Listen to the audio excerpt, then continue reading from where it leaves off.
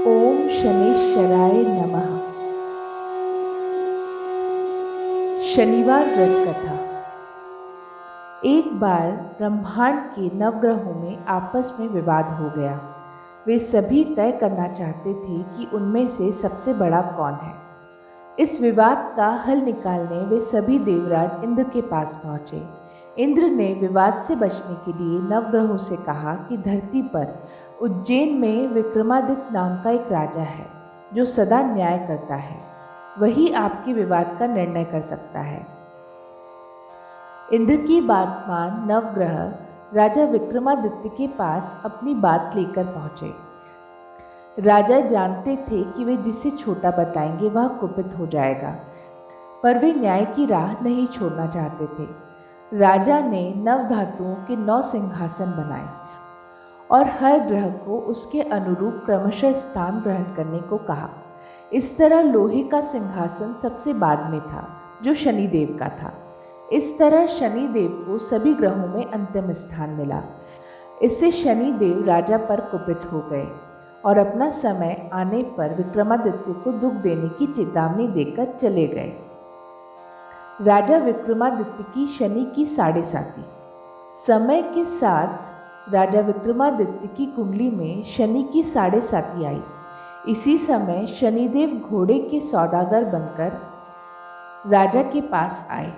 राजा विक्रमादित्य एक घोड़ा पसंद कर जैसे ही उसकी सवारी करने लगे, वह राजा को लेकर जंगल में भाग गया और गायब हो गया।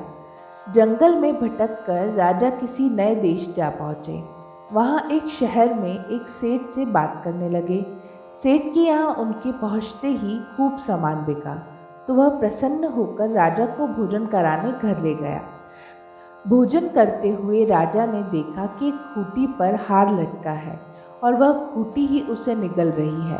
राजा के भोजन करने पर सेठ ने खूंटी पर हार न पाया, तो उसे अपने राजा के यहाँ कैद करवा दिया। राजा ने चोरी के आरोप में विक्रमादित्य के हाथ कटवा दिए। इसके बाद विकलांग राजा को एक तेली अपने घर ले गया और कोल्हू के बेलों को हाँकने का काम दे दिया। इस तरह 7.5 साल बीत गए और एक रात शनि की महादशा समाप्त होते ही विक्रमादित्य ने ऐसा राग छेड़ा कि राज्य की राजकुमारी ने उनसे विवाह का प्रण ले लिया। लाख समझाने पर भी राजकुमारी ना मानी, तो राजा ने विकलांग विक्रमादित्य से अपनी राजकुमारी का विवाह कर दिया।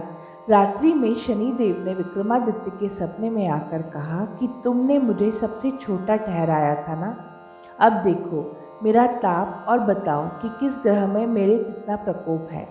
राजा ने शनिदेव से माफ़ी मांगी, जिसके बाद शनिदेव ने उन्हें माफ़ी दी। सुबह सब तरफ राजा विक्रमादित्य और शनिदेव की कथा की चर्चा होने लगी।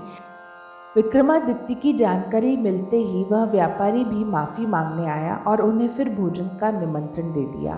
राजा जब उसके यहाँ भोजन कर रहे थे तो उस खूंटी ने सबके सामने हार वापस उगल दिया।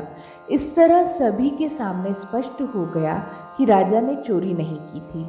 व्यापारी ने राजा से कई बार माफ़ी मांगी और अपनी कन्या का विवाह उसके साथ कर दिया। राजा विक्रमादित्य अपने दोनों रानियों और ढेर सारे उपहारों के साथ उज्जैन वापस आ गए और राज्यकाल संभाल दिया। बोलिए शनि महाराज की जय।